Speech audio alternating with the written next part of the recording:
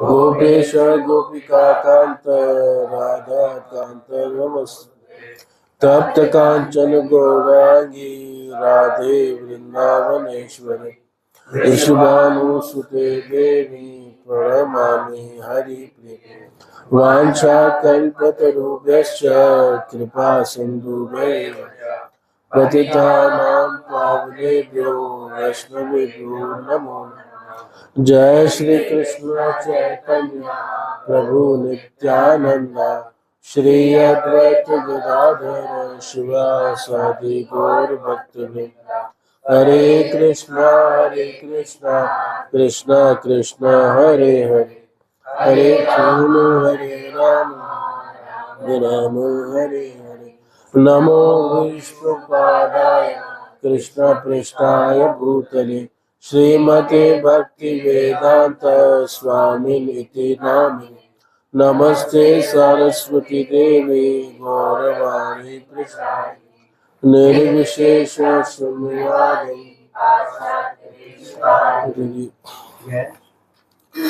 ग्रंथराज श्रीमद् भागवतम की ग्रंथराज श्रीमद् भागवतम स्कंद 1 अध्याय 3 और श्लोक संख्या 40। इदं भागवतम नाम पुराणं ब्रह्म संहितं उत्तम श्लोकः चरितं चकार भगवान् ऋषिः निःश्रेयसाय लोकस्य धन्यं स्वस्ति अयनं महत्। इदं भागवतं नाम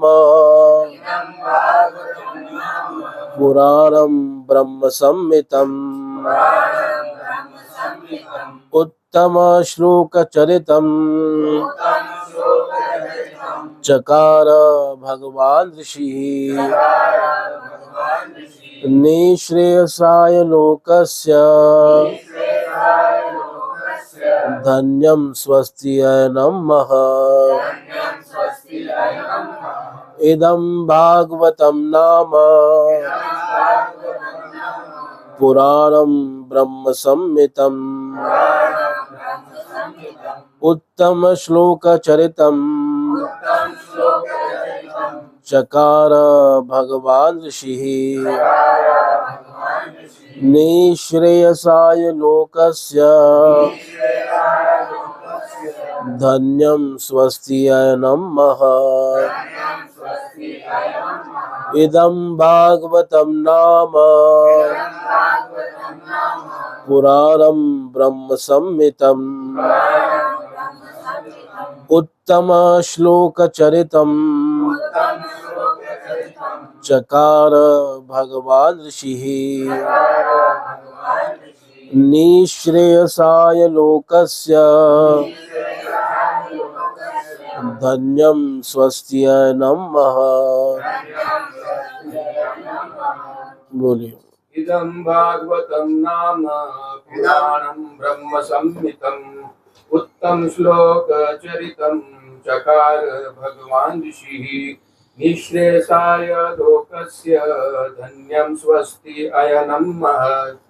इदं भागवतं नाम पुराणं ब्रह्म संहितं उत्तम श्लोक चरितं चकार भगवान् ऋषि निःश्रेयसाय लोकस्य धन्यं स्वस्ति अयं महत्। इदं भागवतं इदं भागवतं नाम पुराणं ब्रह्म संहितं उत्तम श्लोक चरितं चकार भगवान् ऋषि निःश्रेयसाय लोकस्य धन्यं स्वस्ति अयनं महत्। इदं भागवतं नाम पुराणं ब्रह्म संहितं उत्तम श्लोक चरितं चकार भगवान् ऋषि निःश्रेयसाय लोकस्य धन्यं स्वस्ति अयनं महत्। इदं भागवतमाहात्म्यं संहितं तं सुमुख्यचरितं चकारि भगवान् ऋषि निःश्रेष्य लोकस्य धन्यस्वाति अयनं इदं भागवतं नाम पुराणं ब्रह्मसंहितं उत्तम श्लोकचरितं चकार भगवान् ऋषि निःश्रेयसाय लोकस्य धन्यं स्वस्ति अयनं महत् इदं भागवतं नाम पुराणं ब्रह्मसंहितं उत्तम श्लोकचरितं चकार भगवान् ऋषि निःश्रेयसाय लोकस्य धन्यं स्वस्ति अयनं महत्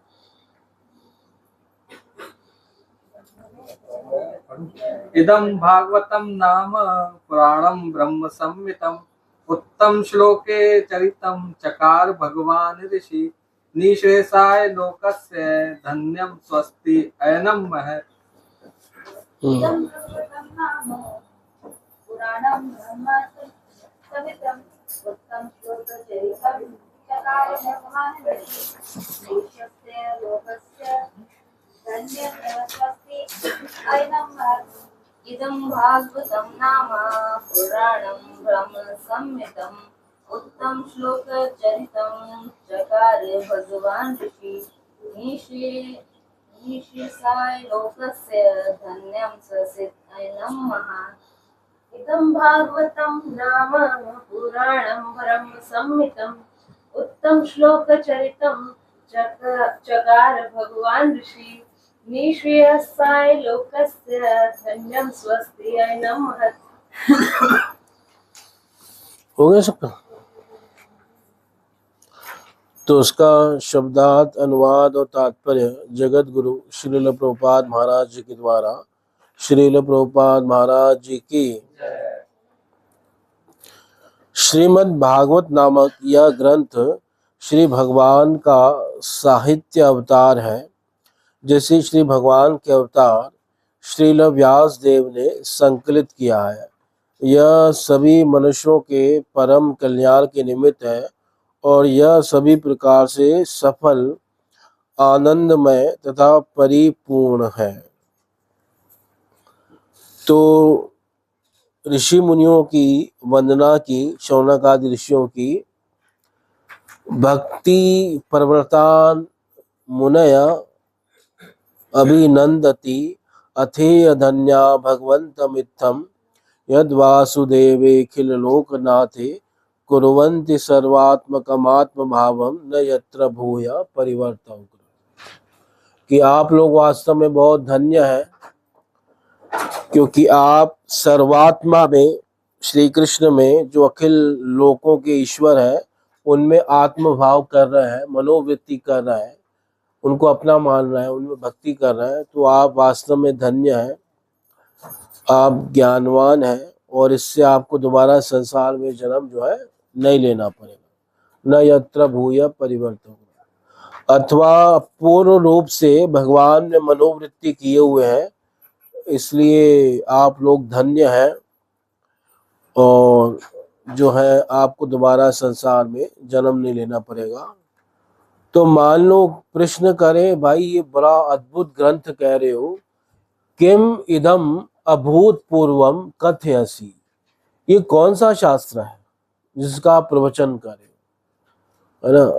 किम इदम अपूर्वम कथयसि, ऐसा पहले कहीं नहीं सुना, तो अब उसका परिचय दे रहा है। इदम भागवतम नाम, ये कौन सा ग्रंथ कह रहा हूं मैं, भागवतम। इदम यानी यह जो ग्रंथ है इसका नाम है भागवतम, भागवतम नाम। भगवान से संबंधित होने के कारण नाम क्या है, भागवत। जो भगवान का है वो क्या है, भागवत। भागवत नाम से एक और ग्रंथ भी है, पर वहां यहाँ उसकी बात नहीं की जा रही। भागवत नाम से एक और कौन सा ग्रंथ है, देवी भागवत। देवी भागवत भी एक ग्रंथ है, पर यहाँ पे उसकी बात नहीं की गई, वो शक्ति के उपासकों के लिए है।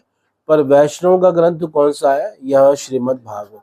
तो कह रहा है इदम भागवतम नाम, और ये कैसा है, पुराणम, ये पुराण है, पर ये पुराण कैसा है? ब्रह्म सम्मितम, ये वेद के तुल्य है। ब्रह्म शब्द के दो अर्थ हैं। ब्रह्म का एक मतलब वेद के तुल्य, वेद, और सम्मितम मतलब वेद के क्या है? तुल्य है।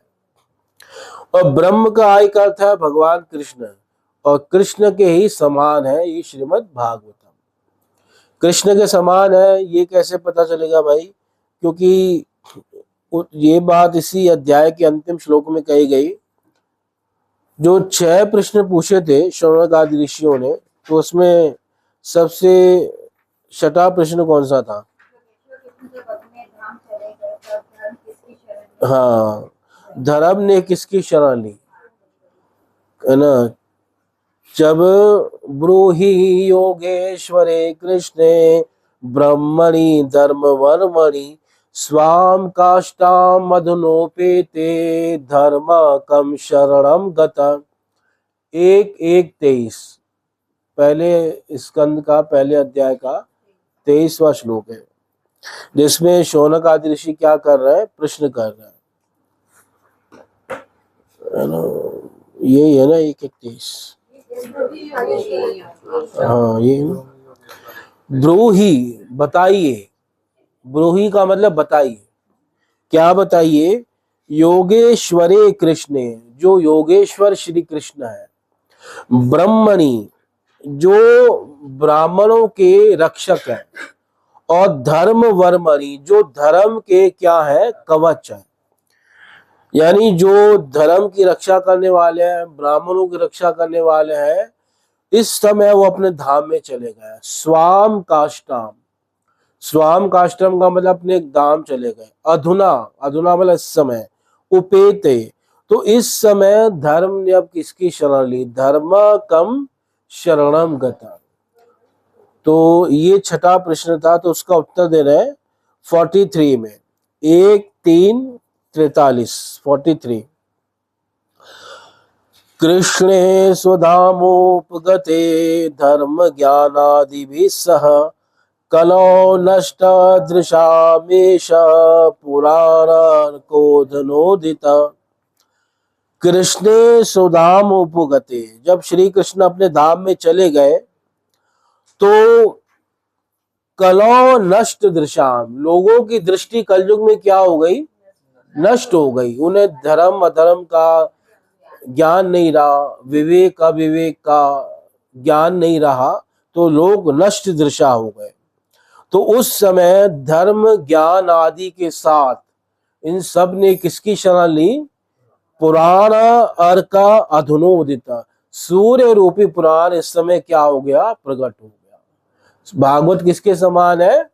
सूर्य के समान है। पुराण अर्को अधुना, इस समय उदित, यानी इस कलयुग में विशेष तौर पे भागवत का क्या हुआ है? उदय हुआ है। यानी कृष्ण की जगह कलयुग में किसने ले ली? भागवत ने ले ली। पहले धर्म कृष्ण की शरण में थे, कृष्ण के जाने के बाद भागवतम की शरण में आ गया। ये सवाल उद्धव जी ने भी किया। जब उद्धव जी को भगवान ने कहा मैं अपनी लीला यहाँ से समाप्त करने जा रहा हूं, तो तुम चले जाओ बद्रिकाश्रम। उद्धव जी को कहा बद्रिकाश्रम जाओ, और मेरा ज्ञान जो है यहाँ पे तुम्हें क्या करना है? फैलाना है ना? और तुम यहीं पे रहो, तुम मेरे साथ नहीं जाओगे, तुम यहाँ क्या रहोगे? यहीं पे रहोगे। ये बात आती है 3 स्कंद में, जहाँ भगवान उद्धव जी को ऐसे कहते हैं, इस संसार में, इस संसार में यहीं पे रहना है ना। तो अब भगवान जो है उन्होंने उद्धव जी को रोक लिया। तो उद्धव जी प्रश्न करते हैं कि हे प्रभु, जब तक आप हैं तो आप अपने भक्तों के रक्षक हैं, ज्ञान के रक्षक हैं, धर्म के रक्षक हैं। जब आप चले जाएंगे तो आपके भक्तों को कौन आश्रय देगा? कौन उनकी रक्षा करेगा? तो तब भगवान ने अपना तेज प्रकट किया, और वो तेज देखते ही देखते क्या चला गया? श्रीमद् भागवत में चला गया। और भगवान ने कहा कलयुग में मेरे भक्तों को मार्गदर्शन, उनकी रक्षा, उनका सहायता कौन करेगा? भागवतम करेगा। मैं अपनी सारी शक्ति किसमें जो है अर्पित करके जा रहा हूँ? भागवतम में करके जा रहा हूँ। तो इसलिए कलयुग में कृष्ण की जगह किसने ली है? भागवतम ने ली है। तो कहने का भाव यह है कि इस दृष्टि से भी देखा जाए तो ब्रह्म संहितम का मतलब हो गया ये कृष्ण के क्या है? तुल्य है। तो इदम भागवतम नाम पुराणम ब्रह्म संहितम, तो ये जो भागवतम नाम है इस ग्रंथ का, ये पुराण है और पुराण होने के बावजूद भी वेद तुल्य है। तो ब्रह्म संहितम की हमने दो व्याख्या की कि एक तो ये वेद तुल्य है और दूसरा ये किसके तुल्य है? श्री कृष्ण के तुल्य। और इसमें क्या है? ये पुराण है पर इसमें क्या है विशेषता? उत्तम श्लोक चरितम।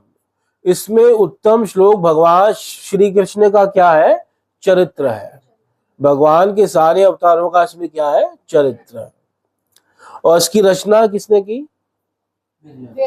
चकार भगवान ऋषि, भगवान जो वेद व्यास है, जो सर्वज्ञ है, उन्होंने इसकी क्या की है? रचना की है ना। चकार मतलब रचना की, किया। संस्कृत में किए को क्या कहते हैं? चकार, है ना। तो किया, उन्होंने की रचना की। किसने रचना की? भगवान ऋषि, भगवान वेद व्यास ने इसकी क्या की है? रचना की है। किस लिए रचना की? उनका यश फैलाने के लिए। कोई काम नहीं था, ऐसे ही रचना कर दी, है ना। खाली बैठे थे तो भागवत लिख दिया। भगवान का यश फैलाने। हाँ, हरे कृष्ण। भगवान का यश फैलाने के लिए, है ना। और लोगों के कल्याण के लिए, इसलिए कहना कि श्रेयस्स लोकस्य लोगों के, हाँ धन्यम स्वस्ति अयन, मतलब लोगों को कल्याण करने के लिए हाँ और उनको पूर्ण रूप से सफल बनाने के लिए, उनका जीवन सफल बनाने के लिए, आनंदमय बनाने के लिए। हाँ। निश्रेयसाय लोकस्य, लोकस्य यानी समस्त मनुष्यों के निश्रेय के लिए। और निश्रेय किसको कहते हैं? परम कल्याण। और परम कल्याण का मतलब मुक्ति, लोगों के मोक्ष के लिए, है ना, भगवत प्रेम के लिए इस भागवत पुराण की क्या कर दी? रचना कर दी। और ये कैसा है? धन्यम, ये धन्य है यानी पूर्ण रूप से सफल है। इसके जैसा कोई ग्रंथ दूसरा नहीं है। और स्वस्ति अयनम, स्वस्ति अयनम का मतलब परम मंगलकारी है ना, शुभ है, मंगल करने वाला है। और महत, महत का मतलब है सबसे श्रेष्ठ है ना। तो ये इस ग्रंथ की विशेषता है। तो वेद व्यास ने एक तो लोगों के कल्याण के लिए इसकी रचना की है, एक उद्देश्य और भी है इस भागवत की रचना का। दूसरा उद्देश्य क्या है? ताकि भगवान के बारे में सब जान सकें। नहीं, वो तो हो ही है ना उसमें, निश्रेयसाय लोकस्य, वो उसमें आ गया ना, भगवान सब लोग जान सके, सबको प्रेम प्राप्त हो, भक्ति प्राप्त हो। और दूसरा उद्देश्य क्या है कि क्यों रचना की? वैदिक ज्ञान और क्योंकि इतिहास के लिए बलवानी है। उनको वो प्रभु जी जितने उन्होंने लिखे थे ना पुराण या जो भी शास्त्र, तो उनको संतुष्टि नहीं मिल रही थी, उनको खुशी नहीं मिल रही। हाँ, उनको लास्ट में मतलब ये जो नारद जी ने बोला कि ये तुम श्रीमद् भागवतम लिखो, उससे तुम मतलब संतुष्ट हो जाओ। हाँ, सारी शास्त्र कर्मकांड के ऊपर लिखे हुए थे ये। हाँ, ये इन्होंने अपने लिए लिखा। अपनी मन को, हाँ, मतलब अपने आनंद के लिए लिखा। लोगों के कल्याण के लिए, एक अपने आनंद। हाँ, अपने आनंद के लिए। एक्चुअल में जैसे कोई शायर है, वो शायरी करता है दूसरों के लिए, पर कोई शेर अपने लिए लिखे, है ना, तो सोचो कितना श्रेष्ठ लिखेगा, है ना। कोई कवि कोई कविता किसके लिए लिखे? अपने लिए लिखे। तो ऐसे वेद व्यास ने भागवत पुराण किसके लिए लिखा है? अपने लिए लिखा है। बाकी सब ग्रंथ दूसरों के लिए है, पर भागवतम किसके लिए है? वेद व्यास। वेद व्यास खुद संतुष्ट नहीं थे, सारे पुराण लिखने के बाद भी वेद व्यास संतुष्ट नहीं थे। तो वो अपने आप को कुछ कमी महसूस कर रहे थे। तो वो खुद ही सोच रहे हैं कि शायद मैंने ये कार्य नहीं किया। इसका वर्णन आता है 1:4:31 में।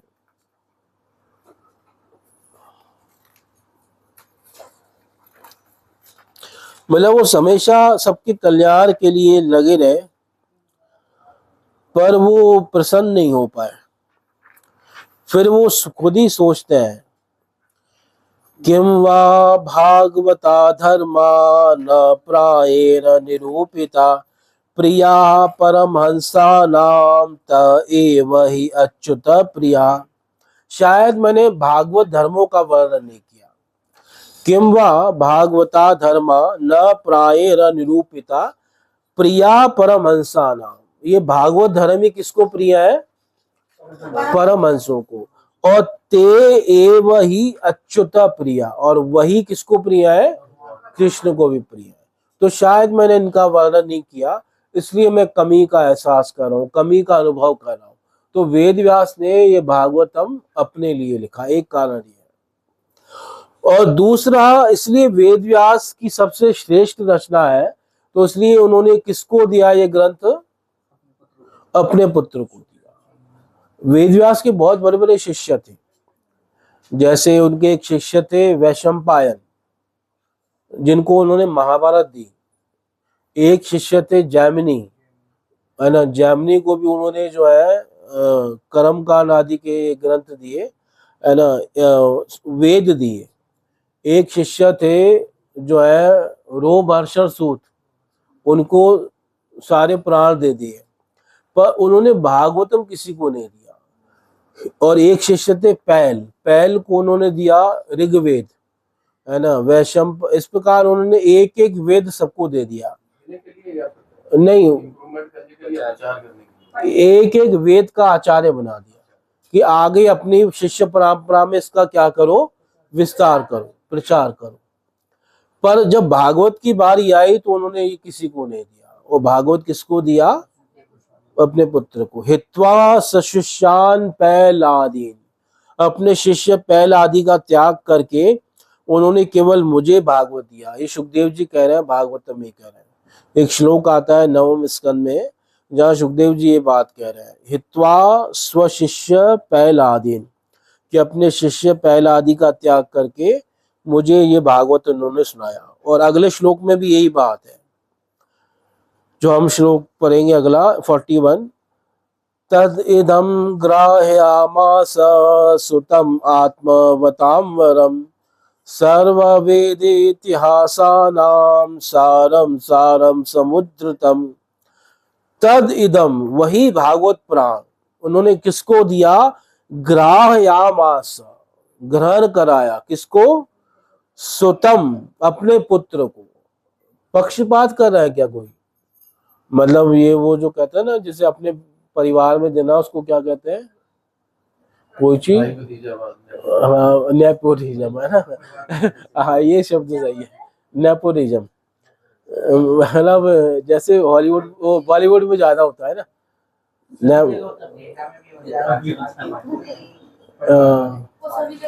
आजकल तो सभी जगह ही हो रहा है, इवन कथावाचकों में भी हो रहा है। वो अपने बेटियों को जो है कथावाचक बना देते हैं ना। तो ये नेपो किड जो है, शुरू से संस्कार वैसे मिलते हैं ना। हाँ, जैसे कथा में नहीं, कई लोग क्या होते हैं, लायक नहीं होते ना। जैसे कई लोग जो है, माँ बाप तो चलो अच्छे निकल गए अभिनेता वगैरह, पर बच्चे लायक नहीं है, तब भी उनको लगा रहे हैं। जैसे कई लोग राजनीति के लायक में नहीं है। जैसे सच पूछो तो राहुल गांधी जो है राजनीति के लिए नहीं बना, पर उसको जबरदस्ती उसमें क्या किया जा रहा है, लगाया जा रहा है ना। वो बेचारा करना भी नहीं चाहता, उससे होती भी नहीं है ना। वो हमेशा उल्टी बात बोल देता है कोई ना कोई।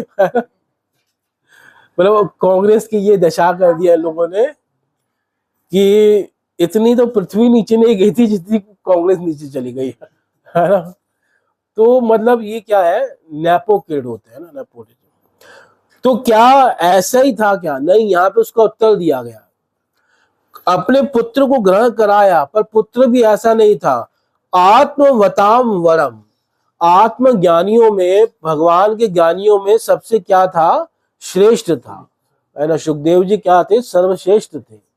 उनका अधिकार भी वैसे था। हम कल चर्चा कर रहे थे कि सुखदेव जी का अधिकार जो है, देखा जाए तो वेद व्यास आदि से भी श्रेष्ठ अधिकार है, इसलिए उनको उन्होंने भागवत दिया।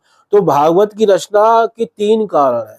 मुख्य कारण तो है समस्त लोगों का कल्याण होगा भागवत से, दूसरा अपनी संतुष्टि के लिए लिखा, और तीसरा अपने पुत्र के लिए लिखा, क्योंकि जो उनका पुत्र चला गया था उसको वापस कैसे लाए, भागवतम से खींच के ले आए। तो इन 3 कारणों से उन्होंने इसकी रचना की, और इसमें भगवान श्री कृष्ण का चरित्र है उत्तम श्लोक चरितम, वेद तुल्य है पर वेदों से भी श्रेष्ठ बता दिया, क्योंकि वेदों में भगवान का चरित्र नहीं है। वेदों में भगवान का ज्ञान तो है पर भगवान की लीलाएं वेदों में नहीं मिलेंगी। तो इसलिए भागवतम वेद से भी श्रेष्ठ है, क्योंकि उसमें क्या है, उत्तम श्लोक चरित्र। और इसकी रचना भी किसी ऐसे वैसे व्यक्ति ने की, जो स्वयं नारायण के अवतार है वेद व्यास, उन्होंने इसकी रचना की है। इसलिए कह रहे हैं चकार भगवान ऋषि, और निश्रेयसाय लोकस्य, समस्त लोगों के कल्याण के लिए, उनके निश्रेयस के लिए इसकी रचना की है। और परम मंगलकारी ये ग्रंथ है, स्वस्ति ऐनम, और ये धन्य है, यानी पूर्ण रूप से सफल है ना ग्रंथ है, और सबसे श्रेष्ठ ग्रंथ है, महत। तो इस प्रकार ऐसे ग्रंथ की इन्होंने क्या की, रचना की, और यही ग्रंथ मैं आपको अब सुनाने जा रहा हूँ। ये कौन कह रहा है, सूद गोस्वामी। हाँ, ना वेद व्यास कह रहे हैं, है ना। तो ये हमें तो हम जो सुन रहे हैं स्टोरीज, ये मतलब भागवत जो सुन रहे हैं वो हम सूद गोस्वामी, हाँ, हम सूद गोस्वामी और शौनक आदि ऋषियों का संवाद सुन रहे हैं। वेद व्यास ने बाद में लिखा, यानी सबसे पहले वेद व्यास लिखते हैं, तो वेद व्यास के लेखन में संवाद आता है सूत और शौनक का, वहां से कथा प्रारंभ होती है। और सूत और शौनक के संवाद में फिर संवाद आता है शुक और परीक्षित का, और शुक और परीक्षित के संवाद में फिर संवाद आता है मैत्रेय और विदुर का। तो एक कथा के भीतर कथा चल रही है, कथा के भीतर कथा चल रही है। तो हम लोग जो सुन रहे हैं, हम सुन रहे हैं वेद व्यास से, और वेद व्यास से जो है इस कथा आ गई है शौनक आदि ऋषियों और सूत गोस्वामी के बीच में, है ना। क्योंकि कई जगह आया ना व्यासवाच, आया कि नहीं आया, 1-2 जगह आया है व्यासवाच, कि व्यास जी ने कहा। जैसे अगर आपको देखना है तो देख सकते हो, जैसे कि पहले जो पहले 3 श्लोक है वो भी वेद व्यास कह रहे हैं, पर वहां व्यासवाच नहीं है। पर दूसरा अध्याय जैसे ही प्रारंभ होता है तो उसका पहला श्लोक व्यास जी ने बोला है। 1, 2, 1 क्या है यहाँ पे, 7वां सूतवाच थोड़ी है, व्यासवाच। व्यासवाच इति संप्रश्न संहृष्टो विप्राणाम रोमहर्षणिः प्रतिपूज्य वचस्तेषां प्रवक्तुम् उपचक्रमे। इति, इस प्रकार जो शौनक आदि ऋषियों ने प्रश्न किए, उन प्रश्नों को सुन के जो सूत जी हैं वो प्रसन्न हो गए। संप्रश्न पूर्ण प्रश्न थे, और उन पूर्ण प्रश्नों को सुनकर पूर्ण हर्षित हुए, सनहृष्टो। विप्राणाम, विप्राणानि शौनक आदि ऋषियों के प्रश्न थे, और जो प्रसन्न हुए वो कौन थे, रोमहर्षणि, रोमहर्षण के पुत्र उग्रश्रवा। और प्रति पूज्य वचस तेषाम, उनके वचनों का सम्मान किया, और तब प्रवचन क्या किया, आरंभ किया। तो यहाँ पे क्या कौन बोल रहा है, वेद व्यास बोल। तो हमें वेद व्यास से प्राप्त हो रहा है, वेद व्यास ने लिखा है अंत में, और फिर वेद व्यास के लेखन में ही शौनक और सूत का संवाद है, और शौनक और सूत गोस्वामी के संवाद में ही शुक और परीक्षित का संवाद है, और शुक और परीक्षित के संवाद में ही मैत्रेय विदुर का संवाद है, और फिर उसमें कई कथाएं और आ जाती हैं। तो कथाओं के भीतर क्या है, इसमें कथाएं हैं। तो उस प्रकार से वर्णन है। तो यहाँ पे ये जो है भागवतम, वही भागवतम मैं अब तुम्हें सुनाने जा रहा हूँ जो जिसकी रचना वेद व्यास ने की है। और यही भागवतम जो है सुखदेव जी ने सुनाया परीक्षित महाराज को। ठीक है, तो उसका तात्पर्य पढ़ते हैं।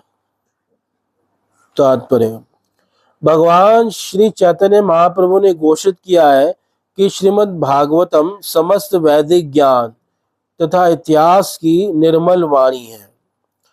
इसमें श्री भगवान के संसर्ग में रहने वाले महान भक्तों के कुछ चुने हुए चरित्र दिए गए हैं। यानी इसमें भगवान के भक्तों की भी चरित्र है, और साथ में किसके चरित्र हैं, भगवान के भी चरित्र हैं। ये भागवतम का एक विषय है और इस विषय को क्या कहते हैं? इस विषय का नाम पता है? इस विषय को ईश अनु कथा, ईश, हाँ, ईश्वर और अनु यानी उनके फॉलोवर, उनकी कथा। हरे कृष्ण बोलिए।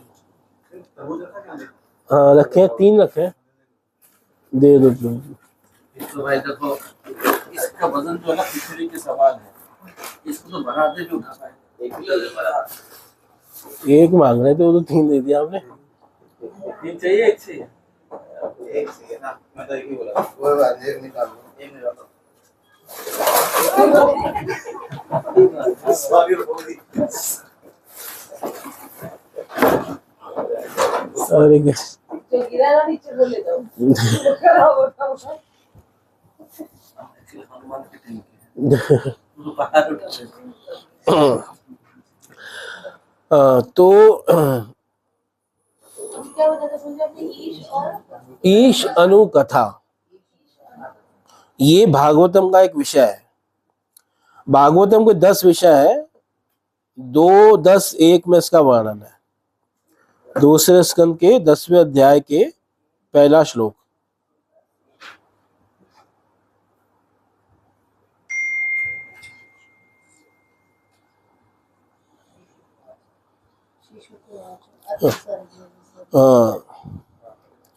अत्र सर्गो विसर्गश्च स्थानं पोषरमूतयः मन्वंतर ईशोनु कथा निरोधो मुक्तिराश्रया।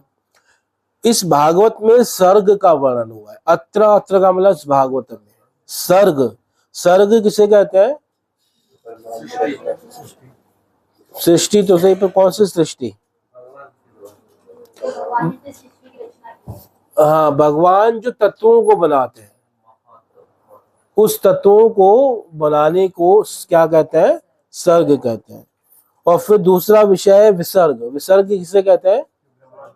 ब्रह्मा के द्वारा विभिन्न योनियां बनाई जाती हैं, वो क्या है? विसर्ग है। और फिर तीसरा है स्थान। स्थान किसे कहते हैं? जो समस्त लोगों को अपनी मर्यादा में रखना है ना, उनको मेंटेन करना, ये तीसरा विषय है जिसको क्या कहते हैं? स्थान कहते हैं। और चौथा विषय है पोषणम। भगवान की अनुग्रह, भगवान की कृपा, ये क्या है? पोषण है। और ऊतय, ऊतय क्या होता है? ऊतय होता है कर्म वासना, जिसके कारण जीवों को तरह तरह के संस्कार, स्वभाव और कर्म बंधन प्राप्त होते हैं। इसको ऊती कहते हैं, ऊतय। और फिर मनवंतर, मनवंतर के जो नियम होते हैं, मनवंतर के जो धर्म होते हैं और मनवंतरों के जो अधिपति होते हैं, तो उन सब की डिटेल वर्णन करना, ये भी एक भागवत का विषय है। और ये कौन सा विषय हो गया?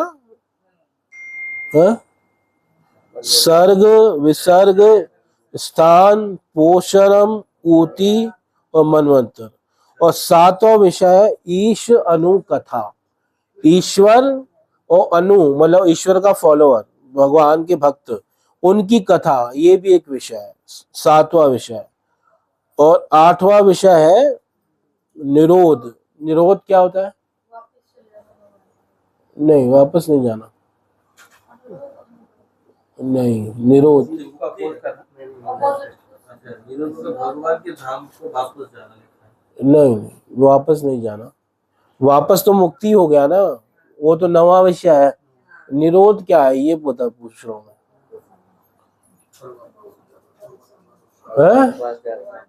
भगवान के पास वहां जाने में रुकावट होना। वो तो रुकावट चल ही रही है सबकी। निरोध का मतलब है जब ये संसार रुक जाता है, प्रलय हो जाती है, तो उसको निरोध कहते हैं।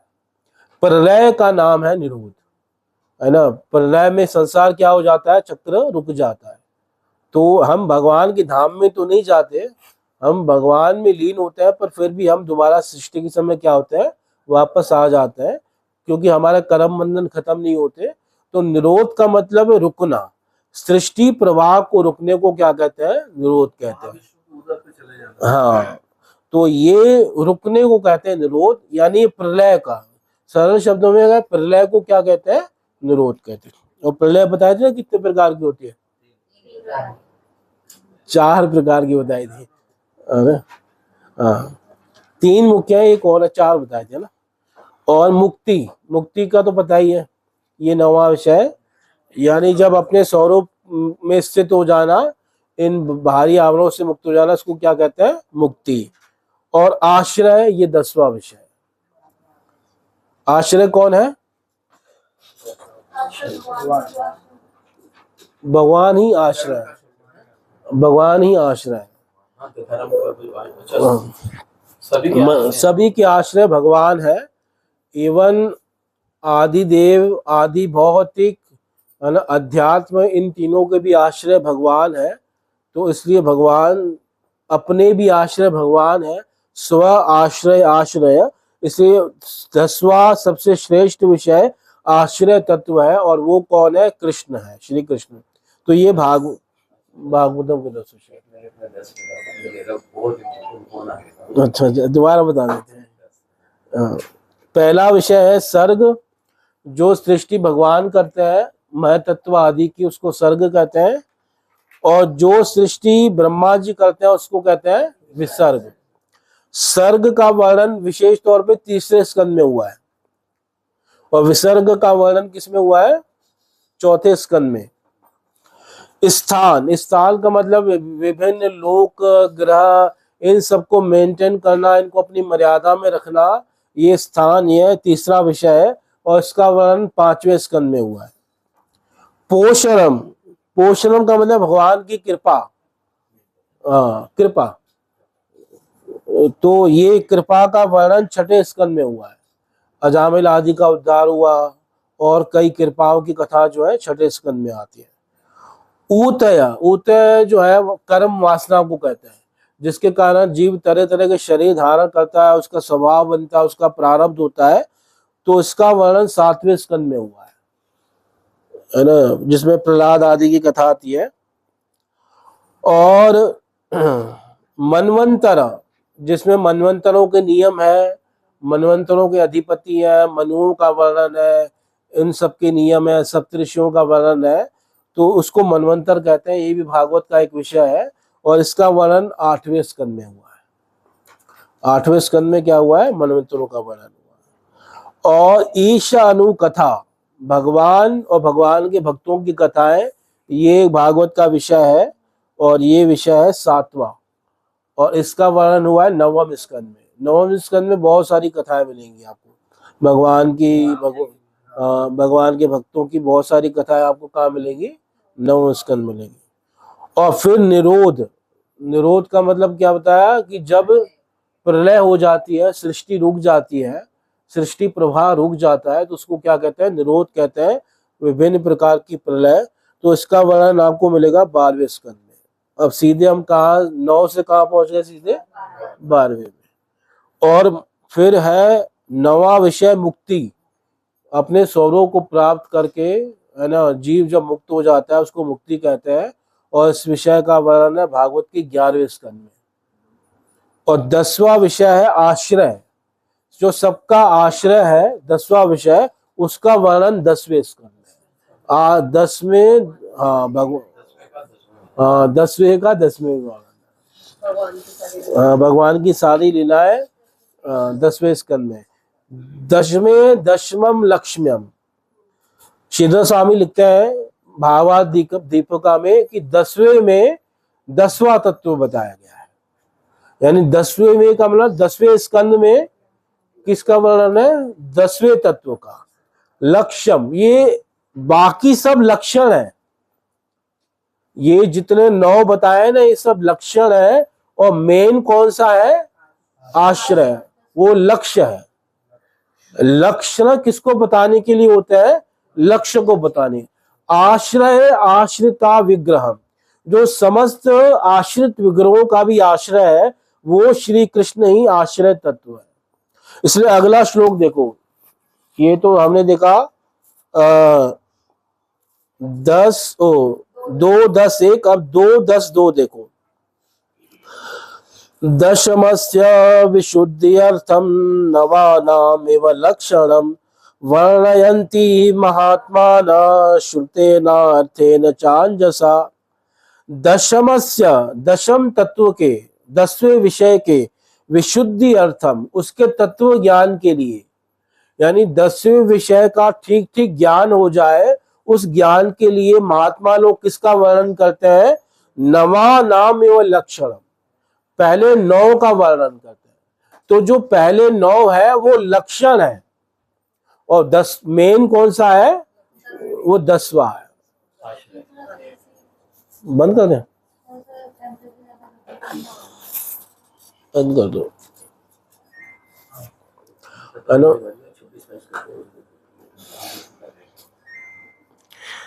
दशमस्य विशुद्धि अर्थम, 10वें तत्व के तत्व 10वें विषय के तत्व ज्ञान के लिए महात्मा लोग किसका वर्णन करते हैं? 9 का वर्णन। यानी जैसे भाई शरीर गर्म है, थकावट हो रही है ना, कमजोरी हो रही है, तो ये सब लक्षण है। और लक्ष्य कौन सा है कि तुम्हें क्या हो रहा है? बुखार हो रहा है ना, अब जाके आराम कर लो। तो लक्ष्य क्या हुआ? बुखार हुआ।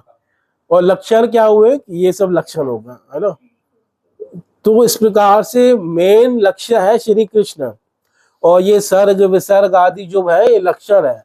ये लक्षण किस लिए है? ताकि लक्ष्य ठीक ठीक समझ में आ जाए, उसका तत्व ज्ञान हो जाए, इसी के लिए लक्षणों का वर्णन है। और उस लक्ष्य के तत्व ज्ञान को क्या कहा जाता है? उसको कहा जाता है संबंध। जो हम कहते हैं ना संबंध ज्ञान, संबंध ज्ञान क्या है? श्री कृष्ण को ठीक ठीक जानना ही संबंध ज्ञान है। और कृष्ण की भक्ति करना क्या है? अभिधेय। और ये भक्ति करते करते जब जीवों को प्रेम प्राप्त हो जाएगा तो उसको क्या कहेंगे? प्रयोजन। ये 3 विषय है शास्त्रों में, संबंध, अभिधेय, प्रयोजन। तो संबंध में है श्री कृष्ण का तत्व ज्ञान, अभिधेय है कृष्ण की भक्ति, और प्रयोजन है कृष्ण का प्रेम, है ना। संबंध में अधिकतर लोग अभी भी यही समझ रहे हैं कि हमारा क्या संबंध है भगवान के साथ, ये नहीं है। संबंध ज्ञान का मतलब है भगवान का क्या तत्व है, भगवान को जानना संबंध है, अपने आप को जानना संबंध नहीं है ना। हम तो भगवान की एक बहुत छोटी सी शक्ति है, और शक्ति के भी एक छोटे से कण अंश मात्र है, शक्ति भी नहीं है पूरी, है ना। तो अपने आप को जानना थोड़ी कोई वो बड़ी बात है। मेन भगवान को जानना, ये संबंध ज्ञान है। अधिकतर हमारे भक्त ये भी नहीं समझते कि संबंध किसे कहते हैं। वो संबंध पूछो लोग कहते हैं तुम्हारा भगवान के साथ क्या संबंध है, वो एक ही उस पे अटके हुए हैं। अरे तुम्हारी बात नहीं हो रही यहाँ पे, वहाँ भगवान की बात हो रही है। भगवान का क्या तत्व ज्ञान है। जब भगवान का ज्ञान होगा तो उसमें तुम भी बीच में आ जाओगे, पर तुम ही नहीं हो सेंटर में। और कहते ना हमें संबंध जोड़ना है, संबंध जोड़ना नहीं है, संबंध जुड़ा हुआ है। संबंध कभी खंडित हुआ ही नहीं था। संबंध जोड़ा वो जाता है जो संबंध टूटा हो। भगवान के साथ जीव का नित्य संबंध है, और वो संबंध कभी टूटा नहीं है। अंतर क्या है? एक पार्टी संबंध भूल गई है, और एक पार्टी को संबंध याद है। जो भूल गया उसको याद करना, जोड़ना नहीं है ना। जोड़ा वहां जाता है कोई चीज जहां टूट गई हो, टूटा तो है ही नहीं संबंध। वो हमारे पिता है, हमारे सब कुछ है, वो संबंध एज इट इज है, पर एक पार्टी क्या हो चुकी है? भूल चुकी है ना। तो वो उसको याद दिलाने का कार्य करते हैं, भक्त लोग करते हैं, गुरुजन करते हैं, शास्त्र करते हैं, आचार्य करते हैं। वो जीव को याद दिलाते हैं कि तुम भाई भगवान के दास हो, भगवान के अंश हो, उस प्रकार से। तो भगवान का तत्व ज्ञान देकर ये याद दिलाते हैं, तो उसको कहते हैं संबंध। तो वर्णयंती महात्मा वर्णन करते हैं, श्रुते न कई बार वेदों से वर्णन करते हैं, अर्थे न कई बार उसकी व्याख्या से वर्णन करते हैं, और इसी 10वें पदार्थ के ज्ञान के लिए इन 9 का क्या करते हैं? वर्णन करते हैं। 9 मेन नहीं है, मेन है 10वां विषय। ये तीनों जो संबंध बताए आपने, ये जो भागवत में 4 श्लोक भागवत में उसमें दिया है। हाँ, उसमें भी यही है, संबंध अभिधेय प्रयोजन, है ना। अगर वो भागवतम के 4 श्लोक निकाले हम, वो 4 श्लोक कहाँ है पता है किसी को? जो मेन भागवत के 4 श्लोक है, जो भगवान ने ब्रह्मा को सुनाए, वो ज्ञान कहाँ पे है?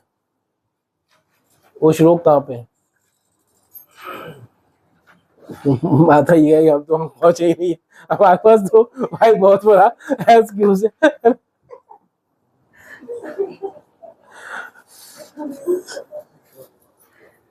वो है दूसरे स्कंद के, इसकी क्लास आपने ली थी। हाँ, 9वें अध्याय के 32, 33, 34 और 35। तो इन 4 श्लोकों में भी यही है, संबंध अभिधेय प्रयोजन। देखो, पहले संबंध ज्ञान में भगवान अपना ज्ञान दे रहे, भगवान ने ब्रह्मा को बताया। हाँ, ये चतुर्श्लोकी भागवत है, मेन 4 श्लोक है ये भागवतम के, 2, 9, 32, नहीं आप में फिर अलग होगा वो संख्या। 32वां कैसे शुरू होता है आपका? नहीं, फिर आप में 33 है, 2, 9, 33, 34, 35, 36 ऐसे 33 से। हाँ, अहमेवासमेवग्रे नान्यद्य सदसत्परम् पश्चादहं यदेतच्च यो वशिष्येषु अस्म्यहम्। अग्रे यानी प्रारंभ में, अहम एव आसम, प्रारंभ में केवल मैं ही था। कौन कह रहा है ये? भगवान कह रहा है। प्रारंभ में कौन था? उस समय न दिशाएं थी, न अंतरिक्ष था, न सूर्य था, न चंद्रमा था, न पृथ्वी थी, न नक्षत्र थे, न ग्रह थे, न ब्रह्मा था, न शिव था, न इंद्र थे, कोई नहीं थे, केवल कौन था? मैं था। अहम एव आसम, आसम मतलब था, मैं था, ना अन्यत और कुछ नहीं था, यद सत असत परम, जो सत असत और पर है वो कुछ भी नहीं था।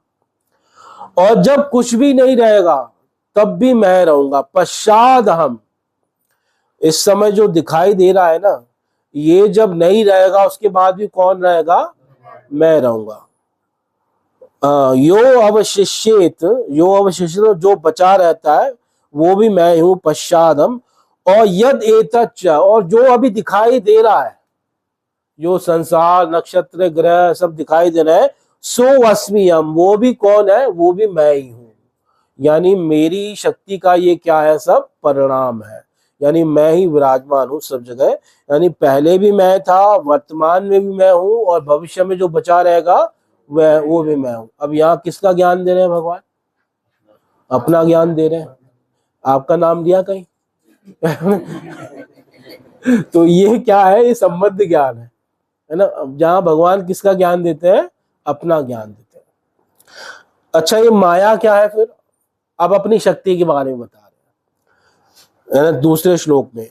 ऋते अर्थम यत् प्रतीयेत न प्रतीयेचात्मनि तद विद्यादात्मनो माया यथा भासो यथा तम।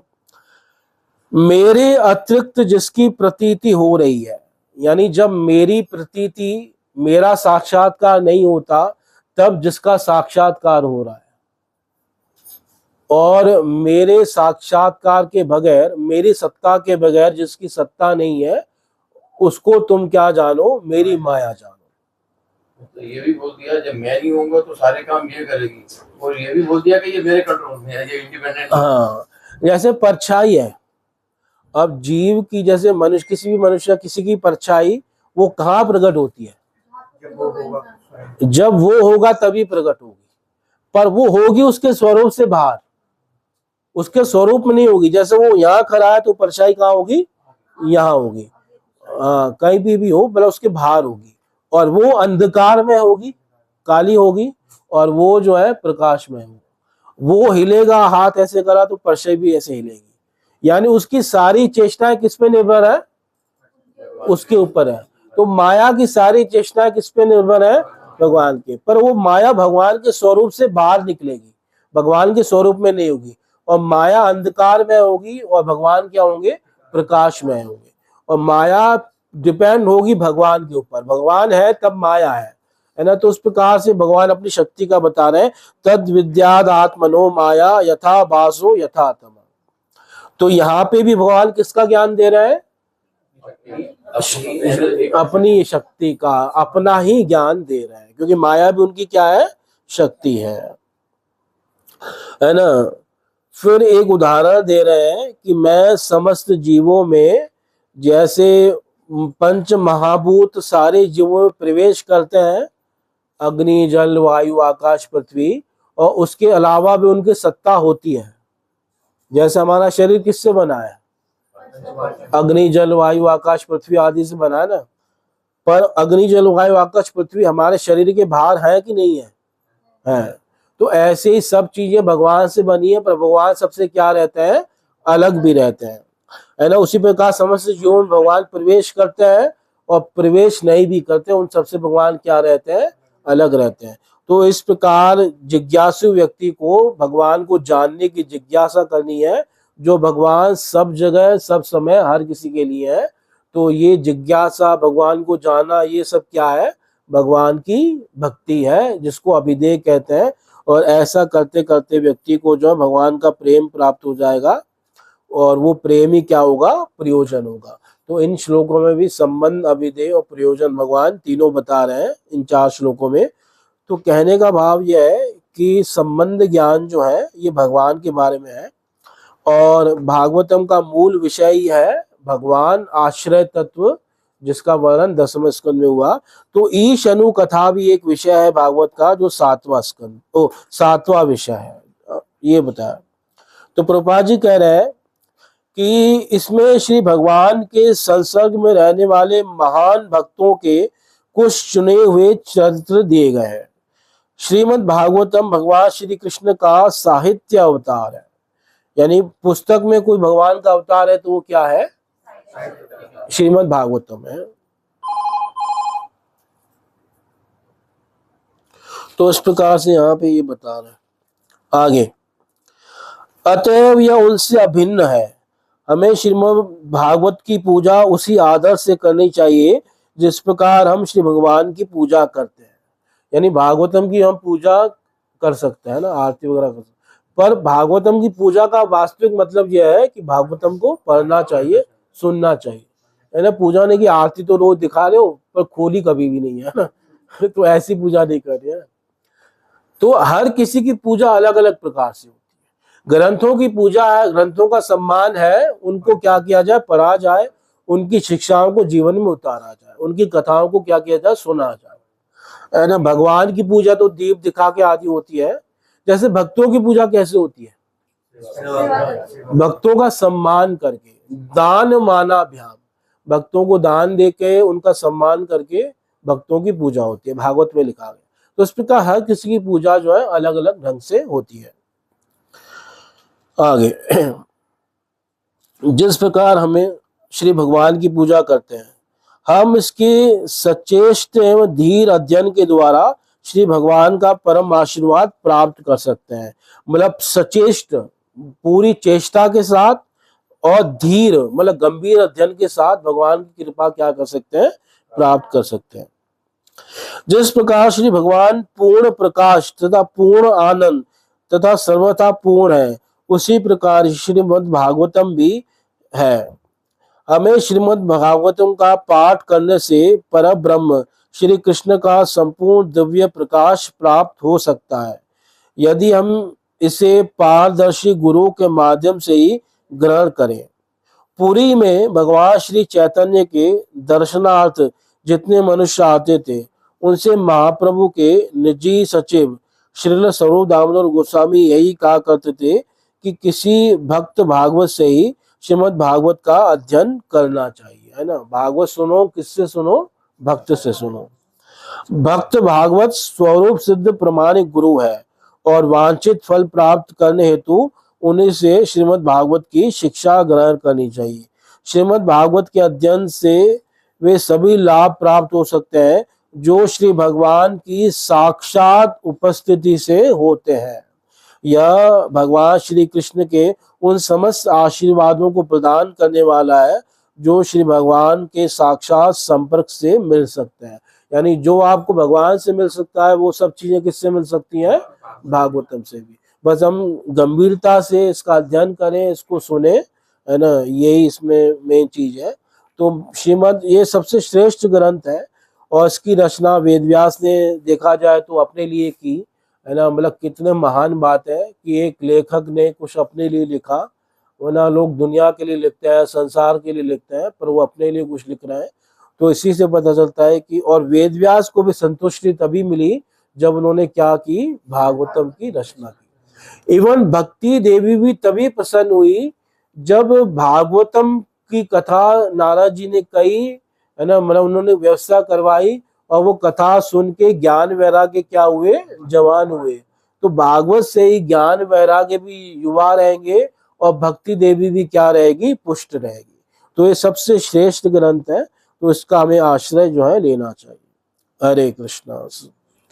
समय हो गया है, ये पे विराम देते हैं। आप सबका बहुत बहुत धन्यवाद। हरे कृष्णा।